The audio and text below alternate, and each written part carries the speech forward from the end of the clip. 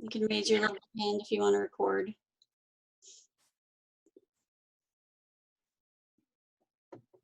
Okay. All right. So thank you guys for continuing to come to class. Do you have any questions for me on any of the recent material or anything else that's come up or anything? I have a question. What's the 2 causes for acute muscle soreness? You mentioned the lactic acid from the workout, but on the study guide it said there were 2 reasons. I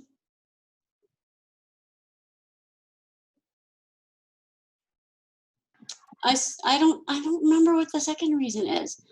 I think, Professor, it was fluid buildup. Yeah, I think you're right. It might have been the fluid going into the muscle can be uncomfortable. Like the plasma? Yeah. Okay, thank you. Yeah, but lactic acid is definitely the more important one there. All right, so quick review before we move on. I just want to make sure that you guys remember the neural adaptations. So that it's possible to get increases in strength without hypertrophy. That happens generally in the first 8 weeks of resistance training for someone who's new to resistance training. AJ, can you explain one of the neural adaptations?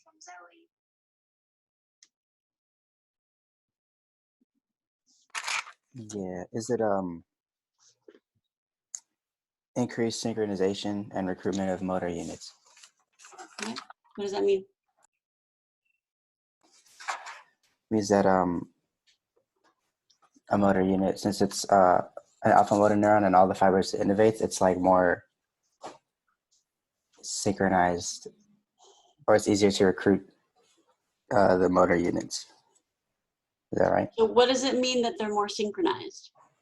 They're all working together. They're all firing at the same time. Yeah, there you go. So you learn to recruit the motor units at the same time, which comes across as more force production. Good. Gwen, can you explain another one?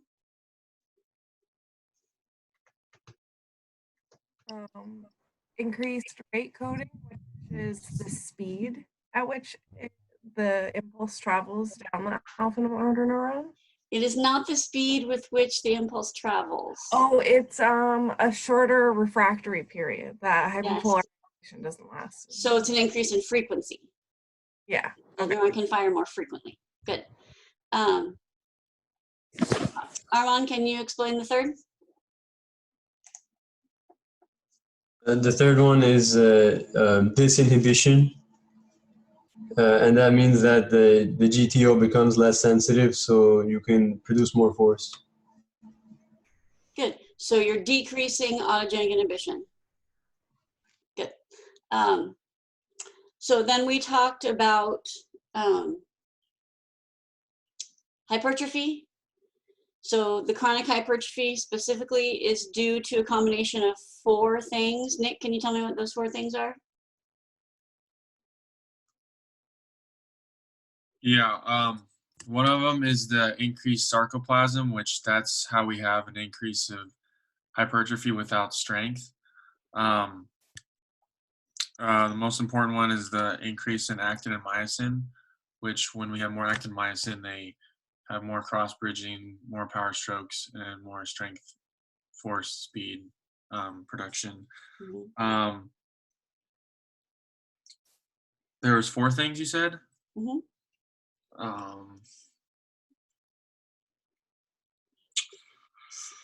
So along with the actin and myosin goes the myofibrils, because we can't really have an increase in actin and myosin without having more myofibrils, because we need some place to put the actin and myosin. Okay, more myofibrils, and then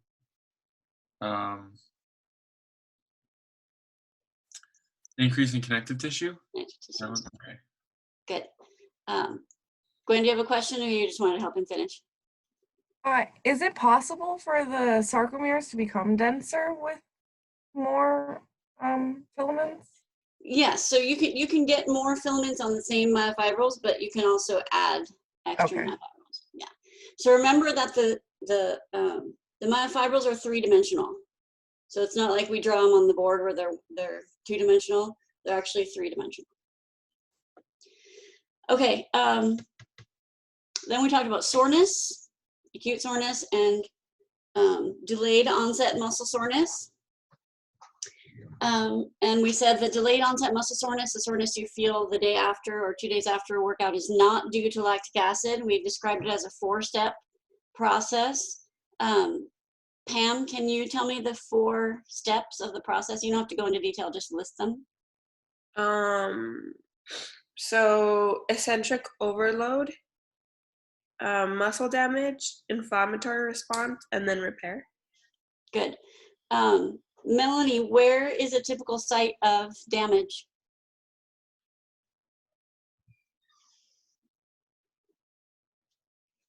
Can I take a pass on that one? Oh, yeah, of course. Andrew, where is a typical site of damage?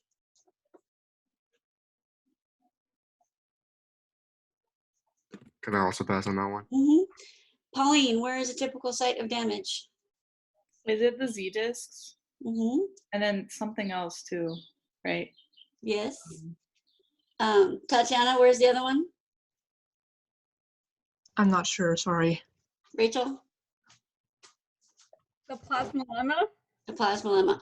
So remember, this is why if you try to train a muscle that's sore, you won't be able to produce as much force.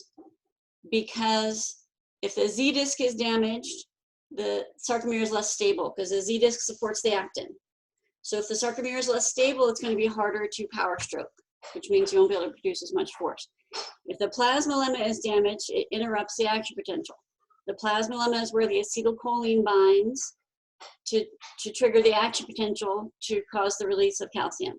So if the action potential is interrupted, we don't get as much of a release of calcium, which means we don't have as many cross bridges, less power strokes, less force production. So you can try to go and train on your sore muscle, just know that you won't be able to produce as much force with it. Therefore, you're better off letting the muscle rest and repair and come back and doing a workout where you can actually train and challenge the muscle to its potential. Okay, or you can go in and train different muscles. Questions on any of that? Make sure you have a good, thorough understanding of that and be able to explain it back to me in detail. Did you have any, we didn't go over the inflammatory response in very much detail or repair. Are we going to do that today? No, you don't need much more detail on that. Just understand that it's controlled by the white blood cells. Okay. And it's that inflammatory response is what's irritating the nerve endings, which is what you feel as pain. Thank you. Tatiana, go ahead. What happens when the Z disc is damaged again for that part?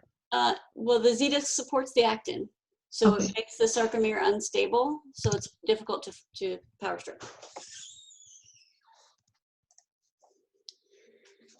Okay, is that where we stopped? Yeah. Okay, so I want to talk briefly about immobilization and detraining. So immobilization would be, for example, if you break a bone and you're in a cast, and the cast immobilizes your joint, so you cannot move the joint, you cannot contract the muscle. If you stop contracting the muscle will atrophy very quickly. You will see significant decreases in strength almost immediately. The research shows a decline in strength of 3 to 4% per day in the first week of immobilization. So if you break your ankle and your leg is in a cast, you're going to lose 3 to 4% of your strength per day in the first week of immobilization. After that, it slows down, but it's still going to be significant. And you know, when you get your leg out of a cast, what that leg looks like compared to the other leg, right? There's significant atrophy. I mean, the only muscle contractions you can really do are isometric ones. So it's a good idea to do those, but even with that, you're going to see significant atrophy. The the good news is though that it's reversible. So once you get the cast off, you can start contracting the muscles again and start training again. But it will take time to recover. So you can expect that it will take at least as long as the period of immobilization to get back to where you were. So if you were immobilized for 3 months, it's going to take you a minimum of 3 months to get back to where you were, and probably longer. Okay, but you can get back to where you were. As far as detraining would be just a decrease in your training. So it's different from immobilization in that you're still contracting your muscles. Whether it's just you're still training, you're just training less than you were before, or you stopped training but you're still doing your activities of daily living. So like the example I think I gave last week, where if you're used to training at the SRC 3 days a week and now you don't have access to the SRC and you're just not training at all, so you're detraining. Okay, or maybe you're training differently. So you're detraining. So the first adaptation you lose, did I mention this to you guys already? I know I mentioned it in some classes. The first adaptation you lose is your plasma volume.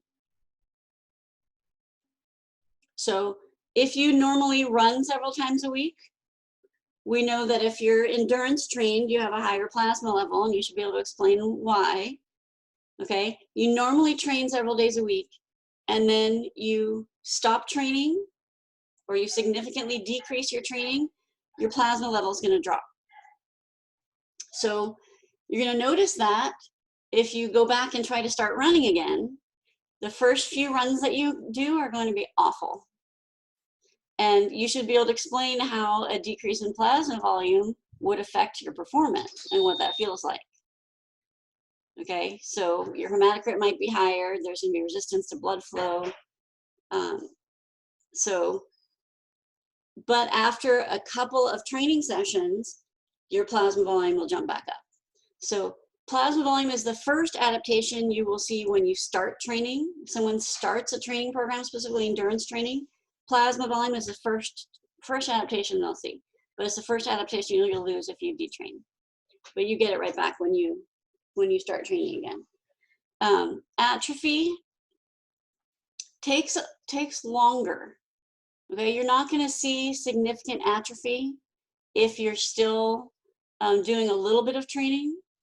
So you just decreased your training, maybe not lifting as heavy, not lifting as frequently. You're still doing activities of daily living. You're not going to see atrophy to the extent that you would if you were immobilized, and it takes a lot longer. Question, could this be helped by E-stimulation? Most likely, yes. I don't know the specific research on that. Probably can't build muscle a lot that way, but you could it would probably help you maintain, sure. So as we mentioned before with the resistance training, if you're still training 2 days a week, you can maintain everything. If you normally train 4 days a week, 5 days a week, you can train 2 days a week and still maintain. It's hard to add strength with 2 days a week. You usually need 3 to add strength, but you can maintain with 2 pretty well. And the decreases will be slow if you're doing less than that. So don't worry so much if you're taking 3 months off of your significant training program. You're gonna see some atrophy, not a whole lot, but the neural adaptations for the most part stay with you. And the adaptations in the slow twitch fibers, like the capillaries and the mitochondria and the myoglobin and the enzymes, those adaptations also stay with you pretty well. So if you're regularly doing endurance training and then you take a bunch of time off, you can get back to where you were very quickly. You don't really have to rebuild all those adaptations. Okay. Questions on any of that? How often should people be detraining? How often should people be detraining? Like, is that the same thing as tapering, kind of, in a sense? No? No, detraining is either decreasing your training program. Well, but tapering is for a specific purpose. detraining is just like deciding to train less or training less because of your circumstances, or, you know, it's not a purposeful decrease in training like tapering would be. Gotcha. Thank you. You said the 2 adaptations that stay with you are the neural adaptations and all the oxidative efficiency adaptations? Okay. Yes. I also have a question for the direct onset muscle soreness. Delayed. Sorry, maybe I missed something that you were talking about, but we went over the eccentric overload, and then I don't have the other 3. Did you go over those? I did in this class, didn't I? I don't think so. I don't have it either. I don't have the last 3. I think you were going to start it, but you said it would take a long time to explain. So you did the first one, but then you left the last 3. So I never finished delayed onset muscle soreness in this class? No. I think you did it, but you might have said like you just went through them like bam, bam, bam, and then you're like, we're gonna go over. Oh, okay. So Yeah. I listed them, but I didn't go. Oh gosh. Okay. Thank you, Shannon. Let me do that because that's really important. Thank you for that. Let me write them up here real quick then. So delayed onset muscle soreness.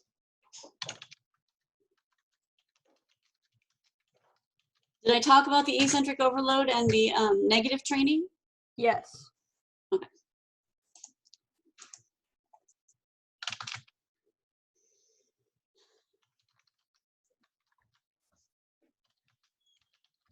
So this is why you guys didn't have answers to the muscle damage question? Yeah. I only knew it because I had a study group. Okay.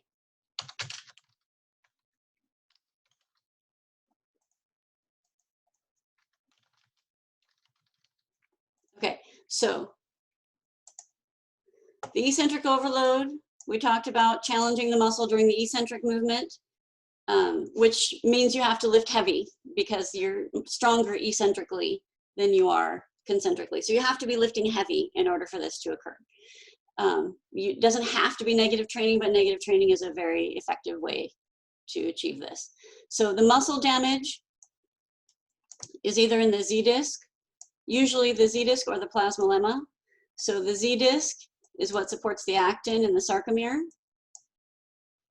So here's a very bad drawing of a sarcomere. Okay, so if the Z disc is damaged, then you can imagine the myosin head grabbing onto this actin and trying to pull on it, but it's not able to effectively pull on the Z disc. So it's going to be difficult. If the sarcomere is unstable, it's going to be difficult to shorten the sarcomere. It's going to be difficult to create the power strokes and create the force. Okay, the plasmalemma is where the acetylcholine binds to trigger the action potential to go down the T-tubes to the sarcoplasmic reticulum and release the calcium. Okay, so if the plasmalemma is damaged and the acetylcholine tries to bind there, it's not going to be able to effectively transmit that action potential, which means we're going to have less calcium release, less cross bridges, less power strokes. Okay, so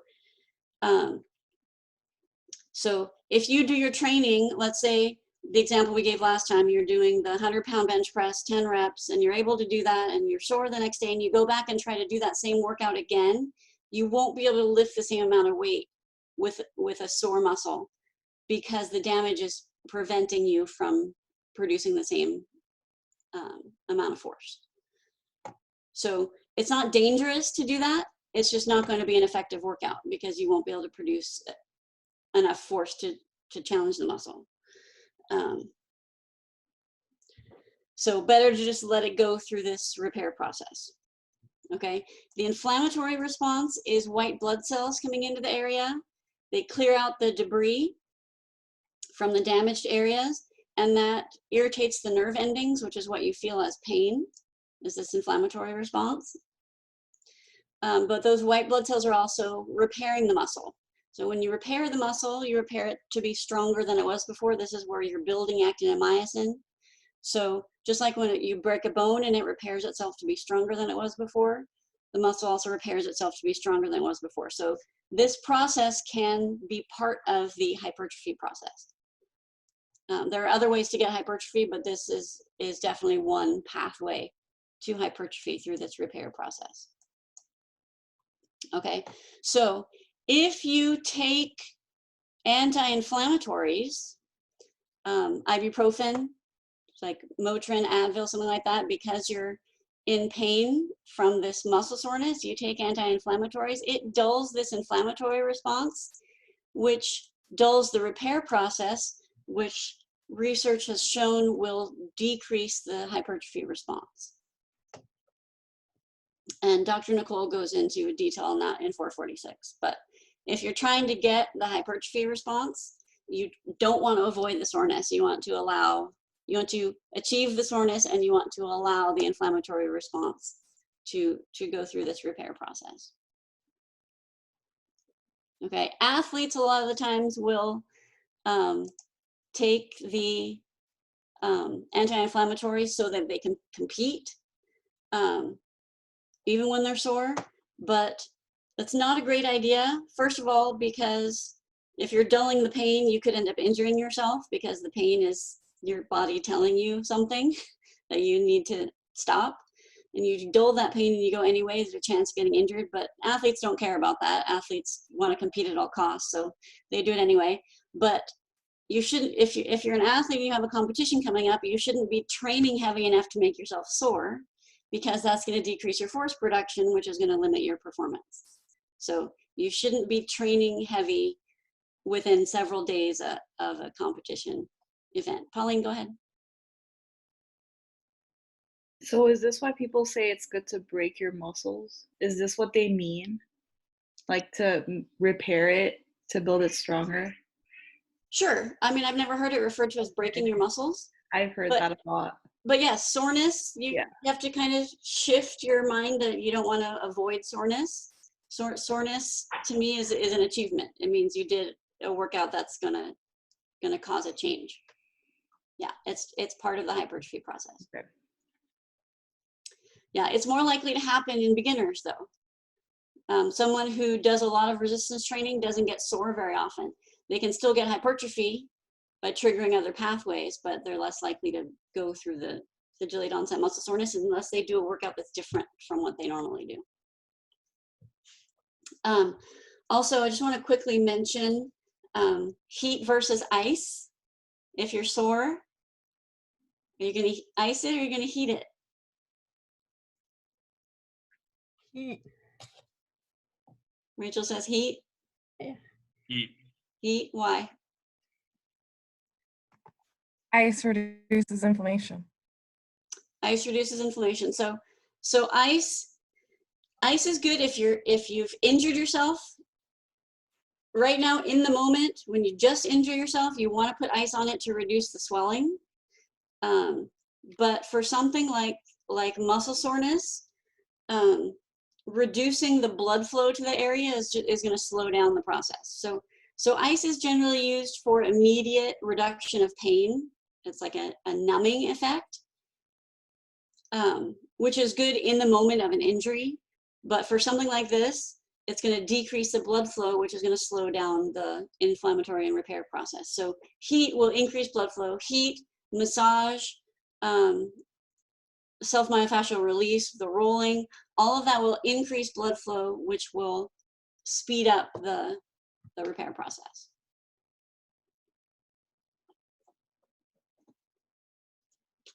Okay, any questions on any of that? With that form of logic, if we train hard, should we just throw on like a heat pack every time after a workout? Or is that as effective? Not immediately. I would say like next day or 2 days later, heat. Okay, thank you. Mm-hmm. Other questions? Is that the same thing that, like, you know, those Theraguns that are like boo boo boo, like you know, like those are like all the rave these days? Is that the same thing they do? It will increase blood flow. Okay, thank you. Yep. Okay, so detraining. I'm just going to really, really quickly mention muscle cramps, exercise-induced muscle cramps specifically. So like if you get, sometimes it's called a side stitch, right, in your side during your exercise. So there are a couple of primary reasons that can happen. One of them is competition for blood flow. So if you've just eaten, you're going to have increased blood flow to your digestive tract.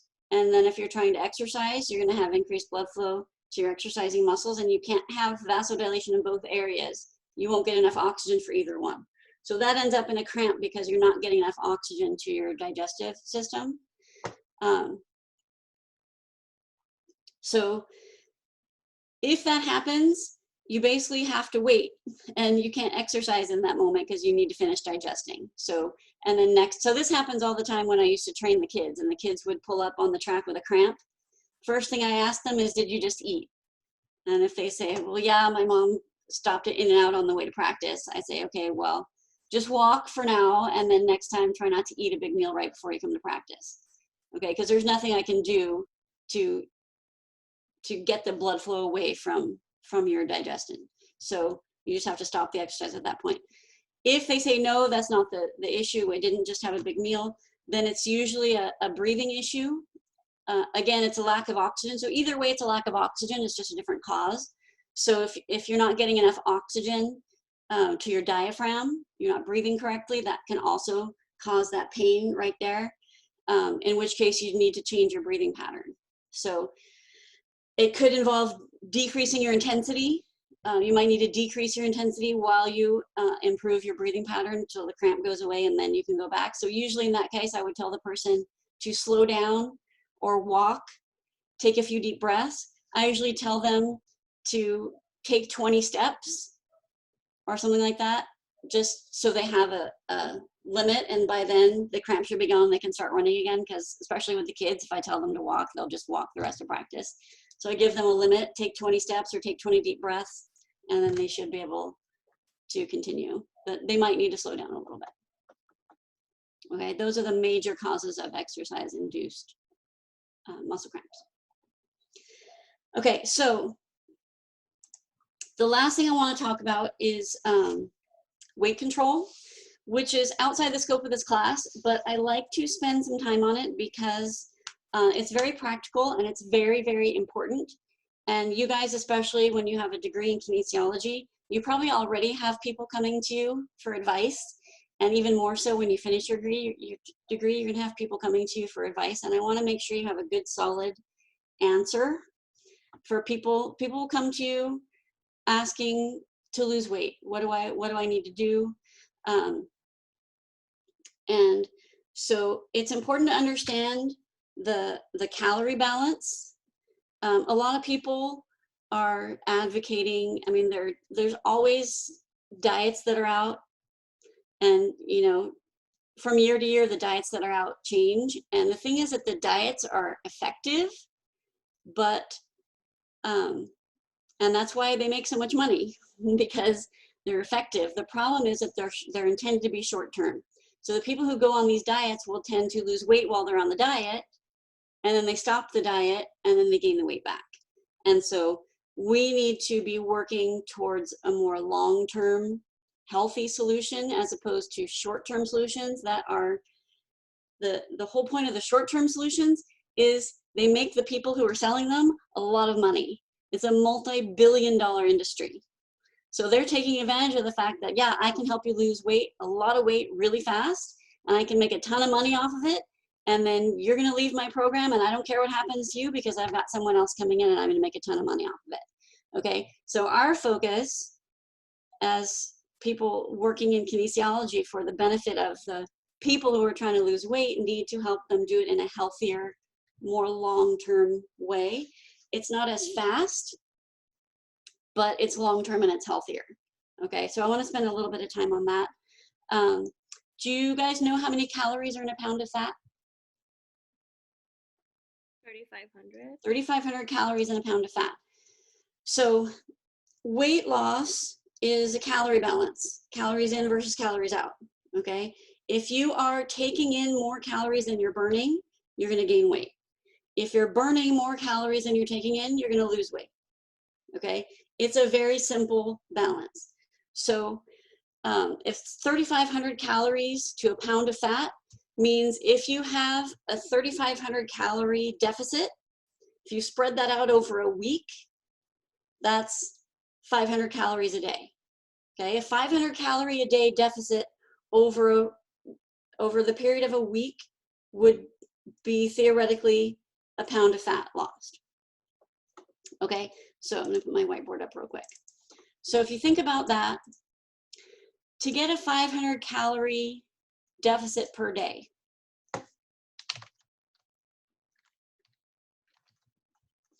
you could, for example,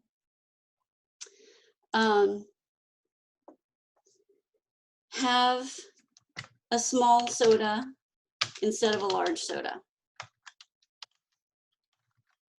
Okay, soda and juices are huge contributors to caloric intake. So the thing is, if you tell someone you can't have any more soda, people, I don't know how much soda you drink, but there are millions of people who not only drink soda every day, but drink soda with every meal. And not just a can of soda, but if you're going to a restaurant and getting a soda, it's twice the size of a can of soda, and you get refills. So people have no idea how many calories they're intaking with soda. So, but they do it regularly. So if you have someone who drinks soda several times a day and you tell them, okay, no more soda, no more fast food, they might last a day on your diet. If they're really determined, they might last a week. That's it. I guarantee it. That's it. They're going to go back. It's too restrictive. Okay. But if you say you can still have your soda, just get a small soda at lunch when you go to Burger King, get a small soda instead of a large soda and don't get a refill. That's reasonable, right? Just during that one. Okay. That's, I'd say, minimum. Okay, I'm doing instead of large. That's going to say, I'm going to say that's a minimum of a savings of 250 calories. Okay, I'm going to say maybe don't have the Snickers bar you were going to have in the middle of that day. Okay, that's going to be, gosh, I don't know, 150 calories. I don't know how many calories in a Snickers bar. That's my estimate. 250. So then you can go for a walk. 100 calories in your walk. I'm at 500, right? I'm over, yeah. That's 500 calories, right? We achieved a 500 calorie deficit in this day. That's all you have to do. The next day, you can do more of an exercise. Do a 200 calorie workout. You don't have to make as many changes in your diet. Okay, the idea is small changes are more realistic than drastic changes. Drastic changes will cause a change, but they're intended to be short-term because they're not sustainable. Okay, so it's important to take a realistic look at what the person is eating and drinking before you make recommendations. And then the recommendations you make should be small, gradual changes. I don't know if you guys have ever done a food log. In my 336 class, I have my students do a food log for a couple of reasons. First of all, because they're learning to be personal trainers, and so they're going to give feedback on someone else's food log, but also because if you've never experienced doing a food log, you don't know how it affects you, because just doing a food log will change what you eat, because you have more of an awareness of it if you have to log it, and you might make a different choice. Well, if I have to log this, maybe I'm not going to consume it, or I'm too embarrassed to write it down, so I'm not going to consume it. Okay, so just doing the log will have you making some different choices. Okay, and then if you, as a trainer or a mentor, is looking at this person's food log and making drastic changes, you can't have any more of this and you can't have any more of that, the person is not going to be able to sustain that for an extended period of time. And the goal is a lifestyle change, long term, right? Not a short term change. So you have to be very careful to make very small adjustments, because realize that they've already made adjustment when they did this log. So make a very small adjustment. Like I said, still go to In-N-Out, but you know, small soda instead of a large, or maybe don't get the cheese or don't get the double. Just make small adjustments so that the person can sustain it and then continue to make small changes as they go along. Okay, so theoretically, 500 calorie deficit per day should equal a pound of weight loss in a week. So 1 pound per week is a reasonable amount of weight loss. Okay, if you want 2 pounds per week, you've got to double that, which means you've got to have 1,000 calorie deficit per day, which now we're talking is significant. Okay, so that means, and you also have to think of the resting metabolic rate, right? Remember the basal metabolic rate specifically, if you go below that on your intake, you're in starvation mode. If you're in starvation mode, fat metabolism slows down and you start breaking down your muscle, which is not what we want for someone who's losing weight. We want them losing fat, not muscle. So there's kind of a trick here. You have to be at a deficit to lose the fat, but you have to be eating enough calories for your fat metabolism to be working. Okay, so you have to have an awareness of that. If the person is eating 800 calories a day in order to get this massive deficit, understand that a lot of their weight loss is coming from fat. I mean, from muscle. So you don't want the deficit to go below the basal metabolic rate. So anybody who's losing weight faster than 2 pounds per week, most likely is losing a lot of muscle. So if they're on a program that severely restricts their calorie intake, yes, they're absolutely going to lose weight on that, but it's not going to be mostly from fat. So that's effective. Okay, the number on the scale is going to go down if you starve yourself, absolutely, but that's not healthy weight loss. Does that make sense? Emily, go ahead. And I guess, like, as a professional, you have to be aware of these numbers in case someone like develops a psychological like eating disorder or something like that as well, right? Yeah. Yeah, so I mean, we're not nutritionists. We can't prescribe diets. We can make recommendations. Try to do a little less of this and more of this, you know, more fresh vegetables, less fried foods. We can make general health recommendations like that.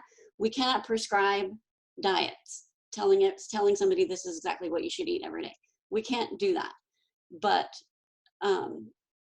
you have to have a general understanding of how healthy weight loss works. Would the opposite be the same for someone trying to gain weight? So that gaining weight is a different story. You have to really be at a caloric surplus to gain weight, to put on muscle. But again, you have to be careful. Just because you eat excess protein doesn't mean it goes directly to build muscle. Remember, some of it's going to go into protein synthesis. The rest of it is going to go through your liver, turn into glucose, and be stored as fat. Okay, so just eating protein doesn't make you build muscle. But let me give you an example. Let's say there's a woman who weighs 250 pounds and she is 25% fat. And she comes to me and she says, because I have a sign up on the freeway off ramp that says, lose 50 pounds this month, ask me how. It's got my phone number on there. So she contacts me and she says, my daughter's wedding is coming up. I want to fit in this dress. I want to lose a ton of weight really fast. Can you help me? I'm going to say, of course I can. Of course I can. I'm going to charge you $1,000. I'm going to put you on this diet. You love steak, so I'm going to put you on a steak diet. Okay, you can have steak for breakfast, steak for lunch, steak for dinner, but you can't eat more than 1,000 calories a day. Okay, so she goes on this diet. Is she going to lose weight on this diet? 1,000 calories a day. Most people burn more than that in their even if they sit on the couch. And she's not sitting on the couch. She's still going to work and everything. So she's going to lose a lot of weight on this 1,000 calorie diet. Okay, so she's going to drop down. She's now 200 pounds. She fits in her dress. She has a great time at the wedding. But she's not going to stay on my program. First of all, she doesn't want to keep paying me $1,000. Second of all, she's tired of steak. Okay, so she's going to go back to her old habits. I didn't teach her anything. I just restricted her. And it worked because she was in a calorie deficit. Okay, so she's going to go back to her old habits. Is she going to stay at 200 pounds? She's not. She's going to gain weight. I'll give her the benefit of the doubt, and I'm going to let her stop at 250 where she was. Most people, when they do this, will go up higher than where they started. Okay, I'm going to give her the benefit of the doubt and stop at 250. But when she lost this much weight this quickly, she lost a lot of muscle. Okay, because she was in starvation. When she gained the weight back, was she gaining muscle? No. Guarantee you she wasn't. So now she's back at the 250 pounds, but now she's 30% fat. She lost muscle and she gained fat. So she's going to come back to me. You helped me last time. Can you please help me again? Of course I can. It's my job. So, and she says, no more steak. I'll say, okay. I'm going to charge you $2,000 this time. And I'm going to put you on an ice cream diet. Ice cream for breakfast, ice cream for lunch, ice cream for dinner. You love ice cream. But you can only eat 1,000 calories. Is she going to lose weight? Is she? Yeah. It does not matter that she's eating ice cream. You can eat ice cream and only ice cream, and you'll still lose weight if you're taking in fewer calories than you're burning.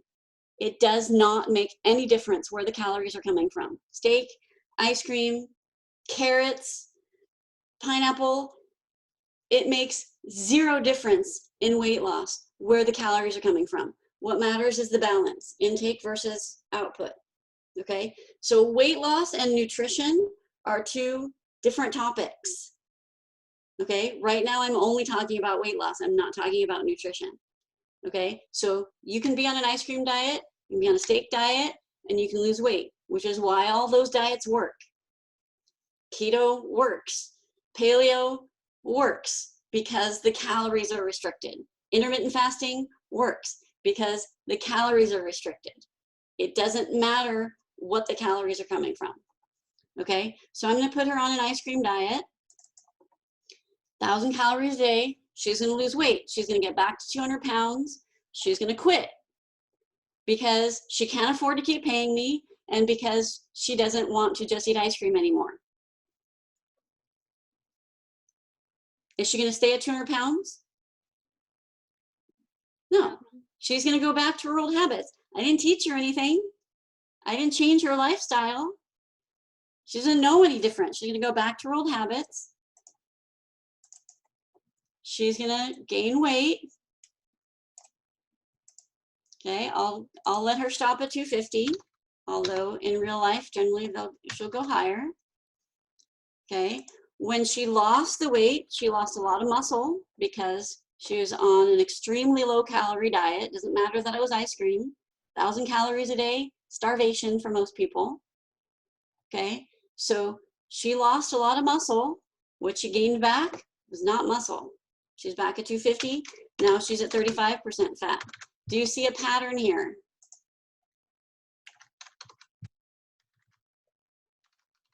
It's gradually increasing. This is called yo-yo dieting.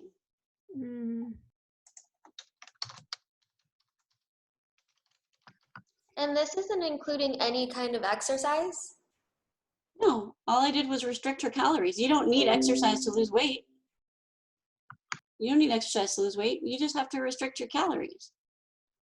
Just starve yourself. You can lose weight. That doesn't mean it's healthy.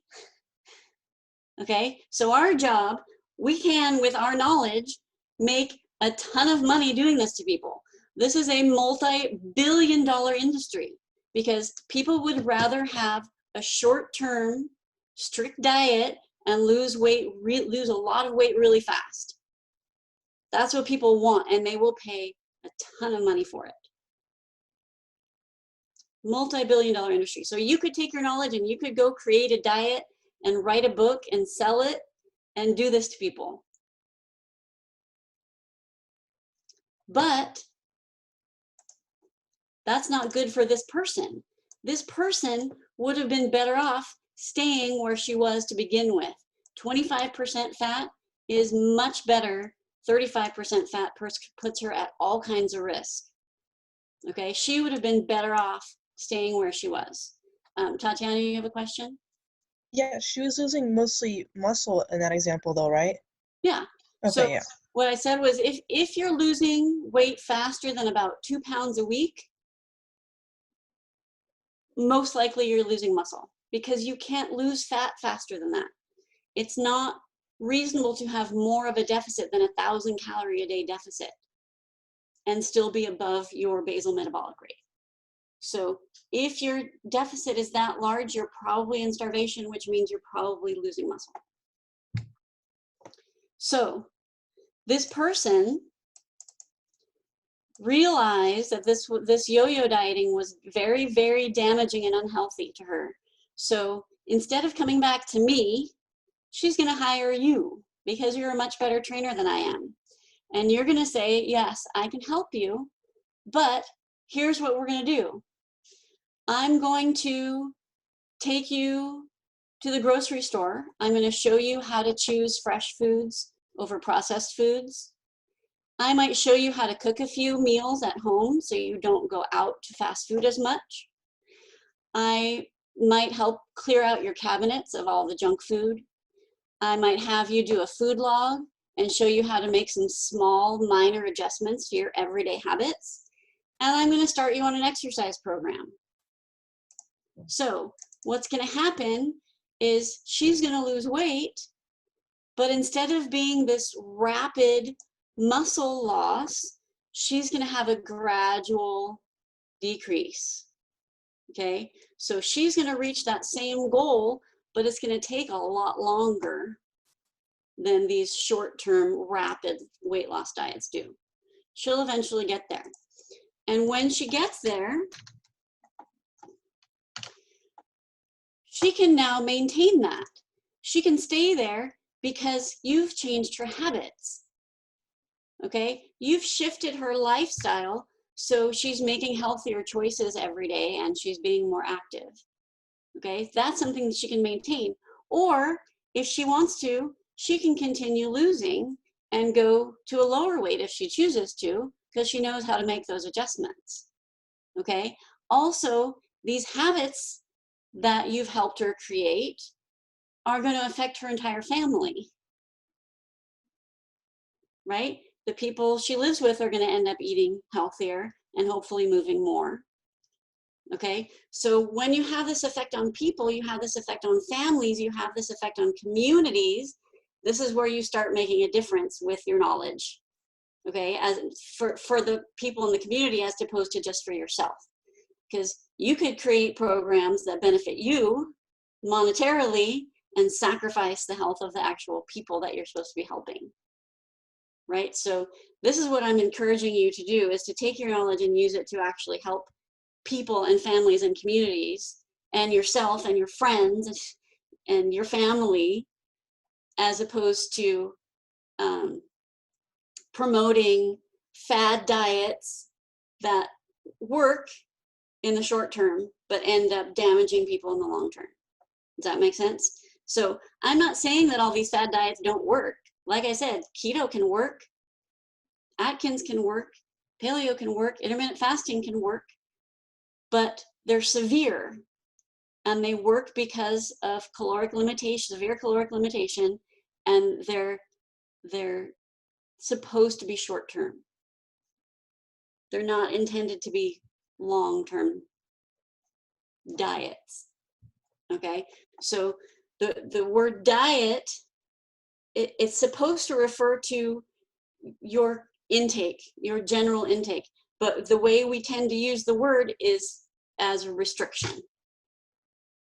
And that's not the real way that the word should be used. You know what I mean? It should refer to your general habits and your general intake, and it shouldn't be a severe restriction that's going to cause problems in the long run. Okay, questions about that? Okay. So what time is it? Okay, so I asked you to, did I ask you to fill in this table? Did I mention this table to you guys? Yes. Okay, so I don't have enough time to go over this table in detail. I hope that you guys spent some time on this table. Do you have questions for me? I don't know if you guys filled it out or not. Were you able to do the major reactions for the ATP PCR system? Do you guys remember those? Do you know what I mean by that? Does this mean you guys didn't do this table? So I'm talking about the energy systems table. It has the energy systems across the top and then all the things we learned about them across the bottom. So major reactions for the ATP PCR system. Remember, was the breakdown of ATP into ADP plus inorganic phosphate, releasing energy. And what was that energy used for? Release of the cross bridge, or to go back to 90 degrees. Yes, the release of the energy from the breakdown of ATP brings the myosin head back up to 90 degrees. Right? Then we have the breakdown of PCR. Breaks down into inorganic phosphate and creatine and releases energy. And what do we use that energy for?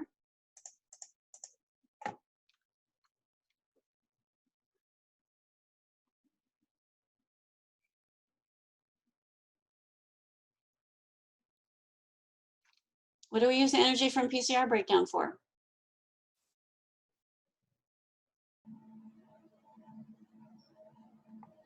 Isn't it to build new ATP? Yeah, to rebuild our ATP. Yeah.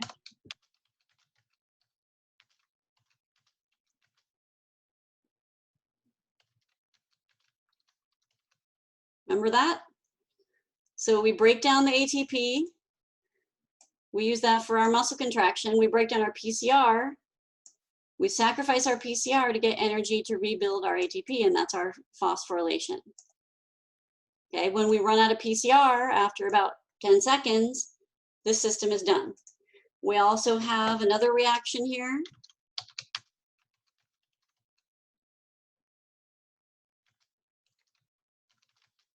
To build ATP, which gives us AMP, which remember was important because this was activating PFK. So as we're increasing exercise intensity and we're going through these reactions, the byproduct here activates PFK, which speeds up glycolysis, which helps us produce more ATP. Remember that? And then we have the recovery from this, rebuilding our PCR.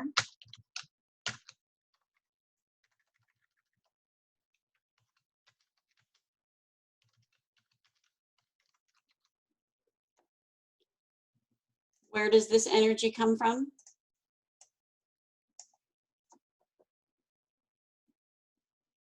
Mitochondria? Right? This is from the electron transport chain in the mitochondria, which is why it takes so long to rebuild it. Okay, so these were our major reactions in the ATP PCR system.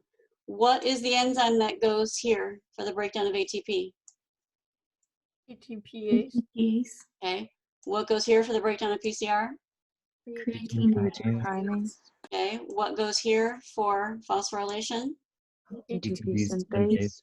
Okay. What goes here for ADP plus ADP? Kinase. And what goes here for the rebuilding of PCR? Creatine kinase. Okay. What's the rate limiting enzyme for this process? Creatine. Good. We didn't have an ATP count here. So under the ATP count in this table, you don't need to have anything because we didn't count the ATP here. Okay, everything else you should be able to fill out. ATP count for anaerobic glycolysis. What do you guys have for that? 32. 2 if you're coming from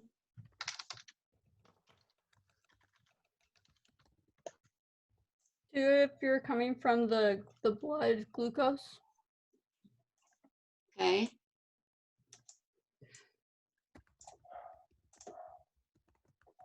And 3 from glycogen. 3 if you're coming from glycogen. Because if we're just talking about anaerobic, we don't count any of the ones from the aerobic system. Krebs electron transport chain are considered aerobic. So if I only want an anaerobic count, it's the -1 coming in, it's the -1 in the investment phase, and it's the +4 during the rest of glycolysis. So 2 if you're coming from glucose, 3 if you're coming from glycogen. Okay, if we're talking about the aerobic system from carbohydrate, so in the aerobic system, the aerobic column, we have to split that because we have a different ATP count from carbohydrate than we do from fat.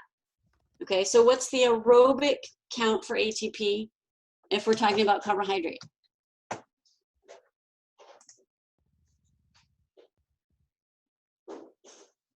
The 32. 32 if we're coming from glucose. And what is it if we're coming from muscle glycogen? 33. 33. And you should go back and review where all of those are coming from, the NADs and the FADs. Okay, go back and review that. What if it's coming from fat? What's our ATP count? Depends on the length of the chain. It depends on the length of the carbon chain. The more carbons that are in the fat, the more ATP we'll get, because each pair of carbons is going to give us an extra pass through beta oxidation and an extra pass through Krebs. Okay, so you need to go back and review fat metabolism and the ATP count from there. Which I could spend time on, but I'd rather spend time on the more practical application of those. Those you guys can review with each other and with the PLS. Adaptations from training. What are the adaptations from training the ATP PCR system? Hypertrophy and increased strength. Okay, so hypertrophy is the primary adaptation.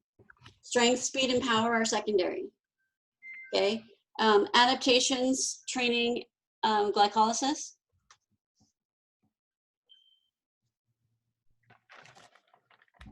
Hypertrophy, and then it was like an increase in the bicarbonate buffer. And an increase in glycolytic enzymes. Yes, and secondary adaptation that we talked about? The strength, speed, and power. Okay, so strength, speed, and power are secondary to the hypertrophy. What's secondary to the bicarbonate buffer? Increased lactate threshold. Lactate threshold. Adaptations from endurance training. So you're producing less lactic acid, so your lactate threshold is higher? I want primary adaptations. Oh, okay. Hypertrophy. Do we get hypertrophy from endurance training? Increased VO2 max. Secondary.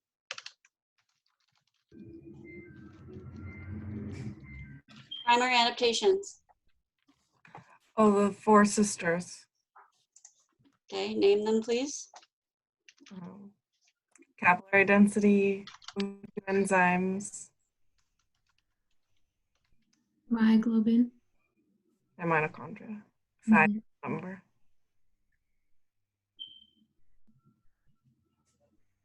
Okay. Are these our only adaptations to endurance training? Oh no, but increased red blood cells and increased plasma. Oh, and increased arterial autoregulation.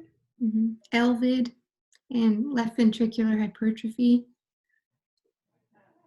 You can't abbreviate these on Left ventricular internal diameter. So it took you a moment to figure out this is what I was asking for, right?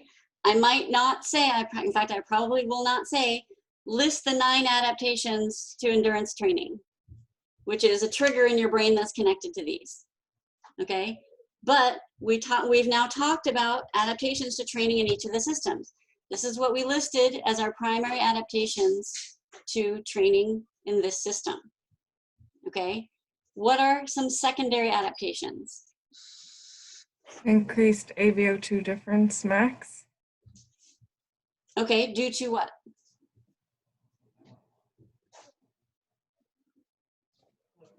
The oxidative efficiency. 1, 2, 3, 4, 5. These first 7 all contribute to increased AVO2 difference, do they not?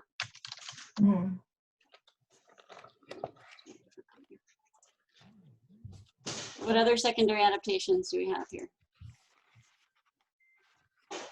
Increased VO2 max. Due to what? That would be due to the last 5. Yeah. All of them. All of them. Right? The top 7 contribute to increased AVO2 difference. And 1, 2, 3, these bottom 5 contribute to increased stroke volume, right? Which also gives us increased cardiac output. These are all secondary adaptations. Cardiac output, stroke volume, VO2, that should say VO2 max.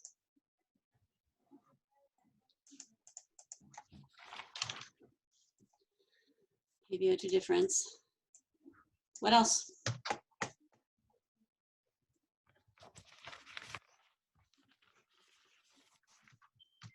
Is increased total blood volume one of them? Due to what? From red blood cells and plasma, an increase in both of those.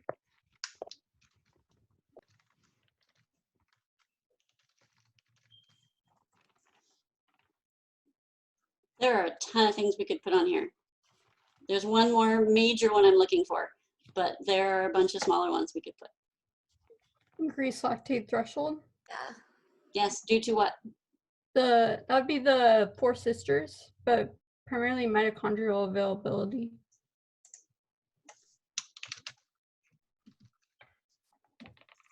Good, that was the other major one I was looking for. Okay, so understand that we have these 9 primary adaptations to endurance training that also contribute to these secondary adaptations. So that's important to consider when we're talking about how endurance training is going to affect the different types of performance. Is endurance training going to affect performance in the ATP-PCR system? And when we talk about performance in the ATP-PCR system, it could be sprinting, it could be 1 rep max. Is endurance training going to affect either of those? Is endurance training going to affect performance in glycolysis, which is 400-meter sprint, or doing a minute of burpees? Is endurance training going to affect your endurance performance? For example, a 3-mile run. Okay, you need to look at these secondary adaptations when you're answering those questions. Okay, to explain how. Okay, we're no longer at a yes or no answer. We're at yes because this adaptation causes this, or no because these adaptations don't affect this. Okay, so we've got to be able to do that with training in each of the systems, affecting performance in each of the systems. And when you're talking about performance in each of the systems, you have to separate anaerobic performance into HIIT and resistance training, and HIIT can be in either anaerobic system. Okay, so it's complex, the interactions you need to look at.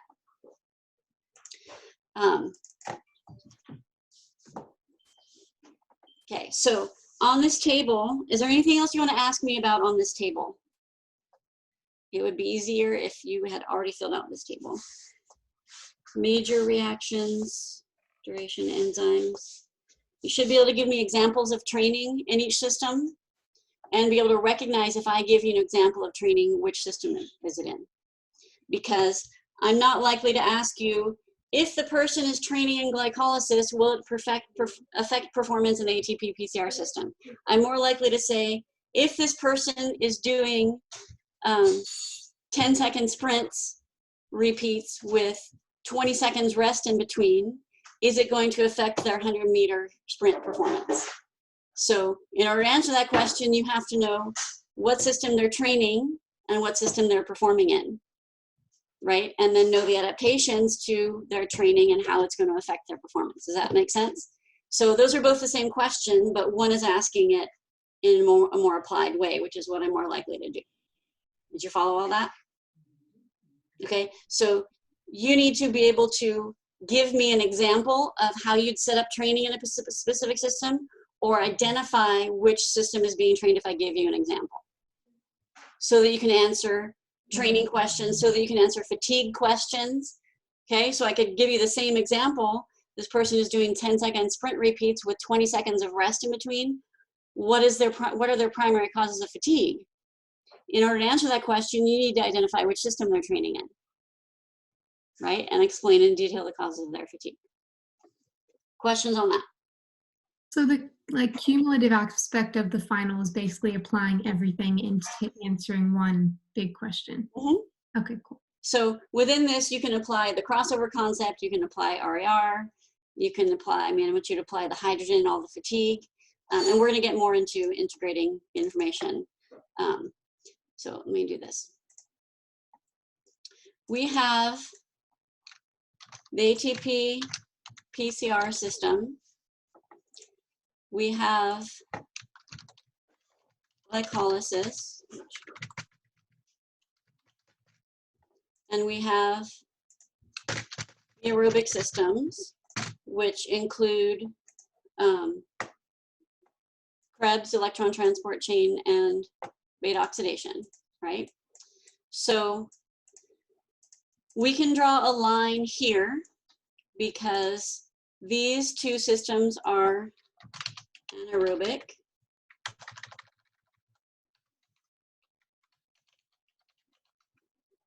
Right, and this system is aerobic, obviously. So what determines whether we're working aerobically or anaerobically? Intensity. Intensity. How does intensity determine that? It's low. What substrate you're utilizing? I don't know who was talking. If you're above your lactate threshold, you're working anaerobically, and if you're below it, you're working aerobically. Okay. So as intensity increases, why do we shift to working anaerobically? Because our mitochondrial availability decreases because the hydrogen has nowhere to go. So then it has to reduce pyruvate, and then it goes to combines with lactate dehydrogenase to become lactic acid. Mm-hmm. Good. And you could go farther back and say, as exercise intensity increases, we release epinephrine, which activates glycogen phosphorylase, which increases glycogenolysis, which increases glucose production. That increases G6P, which is increasing glycolytic flux, which activates PFK, speeds up glycolysis, increases hydrogen production, which brings us to what Rachel said about the increase in hydrogen overwhelming the mitochondria, decreasing mitochondrial availability. So the NADH has to drop off its hydrogen and electron at the pyruvate, reducing it into lactate, increasing lactic acid production, which is what brings us over our lactate threshold. Okay, So remember that we start out aerobically. As we increase our intensity, we're going to stay aerobic as long as we can until the mitochondria gets overwhelmed, in which case we have to shift to anaerobic metabolism. When we shift to anaerobic metabolism, does our aerobic metabolism shut off? No. Oh. No, it's still working. It's working at capacity. So when you are doing your anaerobic intervals, your high intensity anaerobic intervals, are you going to see adaptations in your type 1 fibers? Are you going to see aerobic adaptations, mitochondria, capillaries, myoglobin, oxidative enzymes, through doing high intensity anaerobic interval work? See, this was on the quiz and I got it wrong. I put no, but the answer is yes. So I think yes, because you are still using the aerobic system. Mm-hmm. When you're training in high intensity anaerobic intervals, your type 1 fibers are functioning at capacity. Remember the principle of orderly recruitment, right? If you're, so these are supposed to be small, medium, and large, okay, type 1, 2A, and 2X. So if you're working at a high intensity, activating your 2A and 2X fibers, your slow twitch fibers are not resting. Your slow twitch fibers are working to capacity. So that means when you're doing high intensity interval training, it's going to affect your type 1 fibers, which is going to affect your VO2 max as a secondary adaptation, right? So does high intensity interval training cause an increase in VO2 max? Yes, it does. And because the type 1 fibers are working to capacity, and those fibers don't respond with hypertrophy. Those fibers respond with efficiency. Mitochondria, myoglobin, capillary density, oxidative enzymes, which will increase your VO2 max and increase your lactate threshold. Right?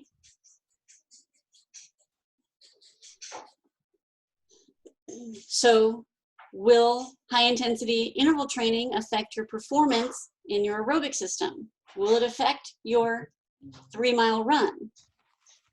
It will, because it increases your lactate threshold and it increases your VO2 max.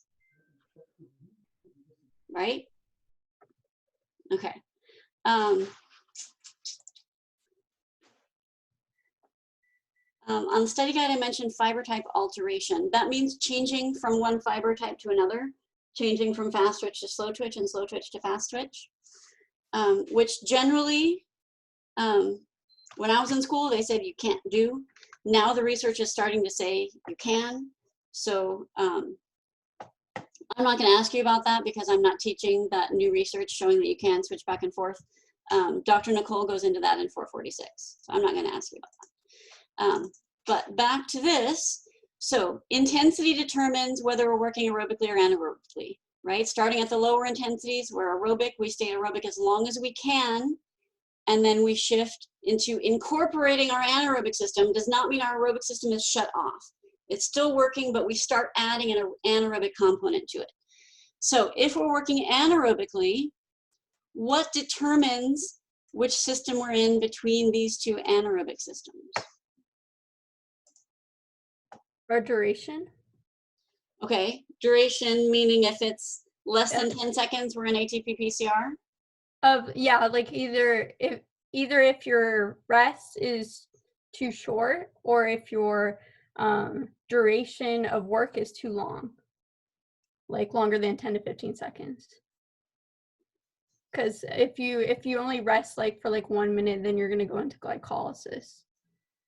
But okay, but if you're saying that the duration of my exercise determines which system I'm in, that means if I walk from here to my kitchen and back and come back and it takes me 10 seconds, I'm in the ATP PCR system because no, you're not.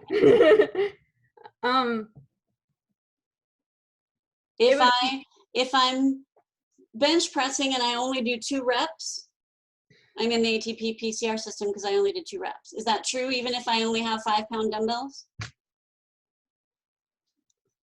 Is it the Doesn't it have to duration or be the like intensity? an explosive movement? Okay, so if I lift those 5 dumbbells, those 5-pound dumbbells really fast, Like very I'm high? in the ATP PCR system. No. What would make it be in the ATP PCR system? Intensity. Higher Intensity. intensity. It has to be close to my max in order for me to recruit my 2x fibers. Okay, so the intensity determines which system you're in. If I'm running at a speed that I can maintain for 30 seconds, I'm not in my ATP PCR system. If I run at that speed but only do it for 10 seconds, that doesn't put me in the ATP PCR system. Let me give you an example. Let's say my top speed is 15 miles per hour. So I can hold 12 miles per hour for 400 meters, a whole lap. If I run 12 miles per hour for 10 seconds, am I in the ATP PCR system? No. No. Just because I stopped at 10 seconds doesn't put me in the ATP PCR system. I wasn't anywhere near my top speed. The intensity determines which system you're in. That system is going to determine how long I can stay there. Okay, so I'm only in the ATP PCR system if I cannot maintain that intensity longer than 10 seconds.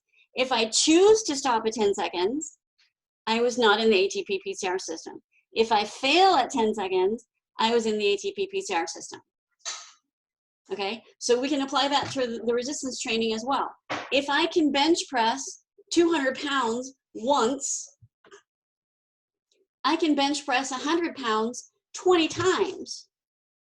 If I take that 100 pounds and only bench it 3 times, am I working in my ATP PCR system? Because I only did 3 reps? No. No, it's not that you're doing 3 reps. It's that you're doing, it's heavy enough that it's 3 reps max. I'm maxing out at 3 reps.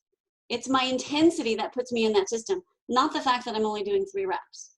Do you see the difference? So you can't say, I'm stopping at 10 reps because anything more than that wouldn't be strength. If you choose to stop at 10 reps, but you could do 15, you're not training for strength. If you fail at 10 reps, you're training for strength. There's a huge difference. Okay? It's the intensity that determines which system you're in. The duration is determined by the system that you're in. The duration does not determine the system you're in. Does that make sense? So just to clarify, you would say the intensity determines the duration, because if you're not working at that intensity, then you're not in that durational system. Right. So if I'm working at maximal or near maximal intensity, I'm in my ATP PCR system. And based on the physiology of that system, I cannot maintain that intensity for more than about 10 seconds. Which is why I said, if I can maintain my intensity for 30 seconds, I'm in glycolysis, even if I choose to stop at 10 seconds. Okay, if my max speed is 15 miles per hour, I cannot maintain that max speed for more than 10 seconds. 12 miles per hour, I can maintain for 30 seconds. If I only maintain it for 10 seconds, that doesn't put me in ATP PCR. That puts me in glycolysis. I'm just choosing to stop at 10 seconds. You understand? So intensity determines which system you're in. Oh, I'm over time. Okay. So we have one more meeting. What I'm going to do in that meeting is, actually, I'm going to give you some practical questions to think about between now and Wednesday, if you can bear with me for a couple more minutes. And we'll talk about those. We will talk about the questions at the bottom of your study guide, which are applied questions. So put some thought into those. And I will go over with you some of the older material and what to focus on and what not to focus on. Okay, so real quick, a couple things I want you to think about. If someone comes to you saying they want to lose weight and someone told them that they should walk on the treadmill instead of running because it puts them in a fat burning zone, I want to know how you would respond to that and why, and back it up with evidence. Okay? Should a person be walking on a treadmill instead of running purposely to stay in a fat burning zone? Tell me how you'd answer that question. Another thing I want you to think about is, if I were to draw this for you,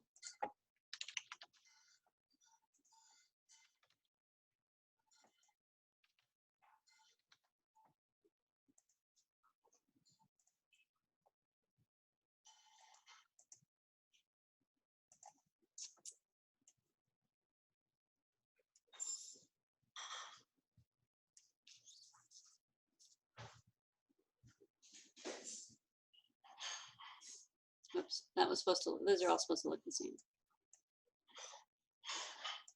Whoops, it shouldn't go down that low. It should go right here, sorry. That's oxygen requirement. This is oxygen consumption. Let me think about this.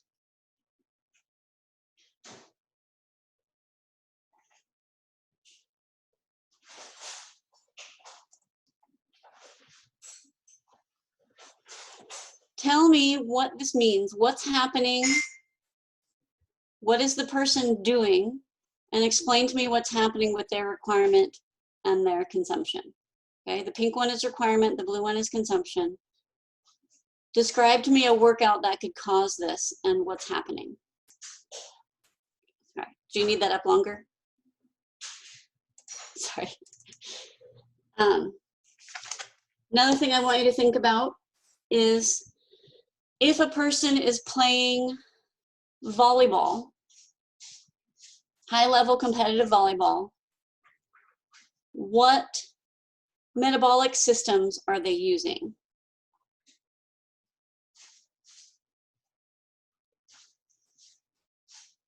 Okay, so those are 3 applied questions that I want you to think about that we will talk about on Wednesday. Okay? Okay, so I'm done. Sorry for going over time. I do have office hours starting at 11.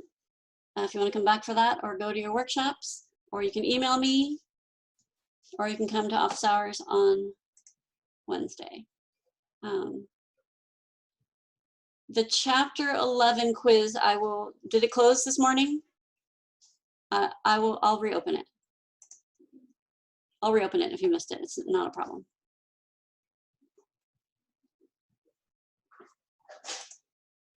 You're welcome. Professor, really quick, can I say something? Yeah, of course, go ahead. So, you guys, please keep an eye on your Canvas messages, because we will be sending a mass email out. We will hold some review sessions for the final. They will start Friday, Saturday, Sunday. There might be one on Wednesday, but so far we haven't really decided that yet, because we also have to study for our own finals. So please keep an eye on your Canvas. You should see the email go out either today or tomorrow morning. Yeah, and I wrote down when your guys' final is. I think it's Wednesday at 8. Does that sound right? I think it might be Wednesday at 10. It's either Wednesday at 8 or Wednesday at 10. But yeah, look in the portal. And we'll do it the same way we did the midterm. You'll be on the lockdown browser and Zoom, and it's a 2-hour test. Have you decided if it's going to be open notes? I know that was a possibility. Well, let's talk about that, because I'm afraid if I make it open notes, you guys will study less, because you'll be able to have access to your notes. But it's going to cause a time problem, because you guys are going to take time shuffling through your notes to find answers, and you'll run out of time. Yeah. And I'm not going to allow extra time to accommodate that. Justin says finals on Wednesday at 8 a.m. So, I mean, it also changes the way I write the exam, because if you can bring in this table with you, I have to completely change my exam, because I'm not going to ask you what happens to resting heart rate as exercise intensity increases, because you can just take it straight from here. So I'm not going to make the test that. I'm going to make the test a lot harder, basically, if it's open note, which I don't really want to do. So what are your thoughts on that? I mean, I see it from both perspectives that like it would be nice to have the notes, but then I also think it's good to be able to think it through and understand the questions without your notes. And that means that you actually understand the concepts, but I don't know, that's my opinion. I would prefer no notes. That's just me, but I know other people feel differently. The thing is, if I allow notes, it's going to force me to make the exam in a way that doesn't let your notes help you that much. Because I'm not just going to ask you to regurgitate things that are directly from your notes. So, I mean, I'm all for you guys being able to apply the information, which it also forces you to do. I'm just afraid of making it that way and then having you guys not be able to do that and then failing the exam. Yeah. So to me, it's easier to say, you need to know what's on this table, and then I can test you on the table, you know exactly what to study, you know, as opposed to saying you can bring this table in and then I'm going to ask you something different. You know, either way, I'm going to ask some applied questions. So If we had our, just, sorry. Go ahead, Emily. If we had our notes, you probably wouldn't do as many multiple choice as well, right? Well, there's going to be multiple choice, but yeah, they'll be harder. Because it won't just be definitions of words, because you can have that in front of you. So I'm not just going to ask for a definition, I'm going to ask for an application. It's going to be harder. What about certain notes? So like if we were only allowed a note card, but no tables, that way we're forced to know the tables, but. The thing is that my whole reason for considering allowing notes to begin with is because it's so easy for you guys to cheat and have them anyway. That I want to just take off that pressure, and take off the pressure from me from having to watch for it, you know. So allowing limited notes kind of defeats that purpose, because I don't want to have to watch and make sure that's the only one you have. You know, it's so easy for you guys to just have them without me seeing it. Like, and I don't want to get into the situation where I had on the midterm where I'm catching people cheating, because I don't want to deal with that. Okay, go ahead, RP. Yeah, I also have class. Rachel, can you text me if we talk about anything else? Well, I'm not going to make a decision right now, this moment. So, okay, thank you. Yeah. I mean, I'm interested in hearing feedback from you guys. People who aren't necessarily vocal and are going to speak up in class, if you want to send me a message or talk to me in office hours. I'm open to feedback on this one. I want you guys to succeed, and I want you guys to know the information. So I'm trying to figure out the best balance of that for you. Okay, otherwise, go to your classes, go to your workshops, come to office hours. I'm going to take like 2 minutes before my office hours, so if you can just hang out and I'll be right back. Thank you. You're welcome. Thank you so much.